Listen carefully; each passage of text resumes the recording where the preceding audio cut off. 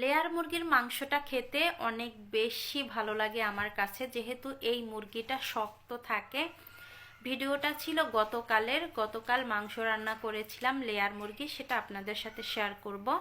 মাংসটা কেটে ধুয়ে পরিষ্কার করে নেয়ার পরে এই যে এখানে তেল দিয়েছি, তেল দেওয়ার পরে ফোড়নে দিয়েছি তেজপাতা, এলাচ, দারচিনি, এগুলো দিয়ে পেঁয়াজ কুচি দিয়ে দিলাম।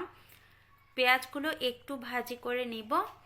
তারপরে এখানে দিয়ে দিব টমেটোটা কিউব করে কেটে নিয়েছি। আর এই টমেটোটা কষাতে কষাতে একটা সময় নরম হয়ে যাবে, তখন এখানে দিয়ে দিলাম আদা বাটা রসুন বাটা দিয়ে ভালোভাবে একটু কষিয়ে নিব। কষিয়ে নিয়ে তারপরে এখানে দিয়ে দিলাম জল। এবার দিয়ে দিলাম মরিচের গুঁড়া, ধনিয়া গুঁড়া, এখন এখানে দিয়ে দিলাম হলুদের গুঁড়া, আর একটু দিয়েছি মাংসের মশলা, তারপরে দিয়ে দিলাম লবণ। মাংসের মশলাটা দিলে অনেক অনেক বেশি মজার লাগে এই মাংসটা খেতে। মশলাটা একটু কষিয়ে নিয়েছি, তারপরে কেটে ধুয়ে রাখা মাংসগুলো দিয়ে দিচ্ছি।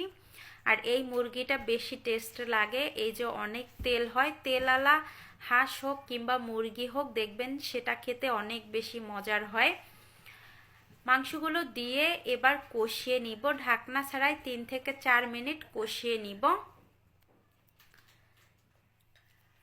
এই তো 3 মিনিটের মতো কষিয়ে নিয়েছি। কষাতে কষাতে এই যে একটু জলও ছেড়ে দিয়েছে। এ পর্যায়ে হচ্ছে একটা ঢাকনা দিয়ে ঢেকে 10-15 মিনিট আবারও কষিয়ে নিব। 10 মিনিট পরে ঢাকনা তুলে নিয়েছি, এর মাঝে অনেকবারই ঢাকনা তুলে নেড়ে দিয়েছি। এবার মাংসটা প্রায় কষানো শেষের দিকে, তেলও ছেড়ে দিয়েছে। এ পর্যায়ে কেটে ধুয়ে রাখা আলু দিয়ে দিলাম। আমাদের ঘরে আবার মাংস রান্না করলে আলু ছাড়া চলে না, আলুটা আমার ছেলে অনেক বেশি পছন্দ করে খেতে, এজন্য মাংস রান্না করলে আলুটা দিতেই হবে। আলু দিয়ে আবারও কিছুক্ষণ কষিয়ে নিব এই মাংসের সাথে। কষিয়ে নেওয়া হয়ে গেছে, এবার এখানে দিয়ে দিলাম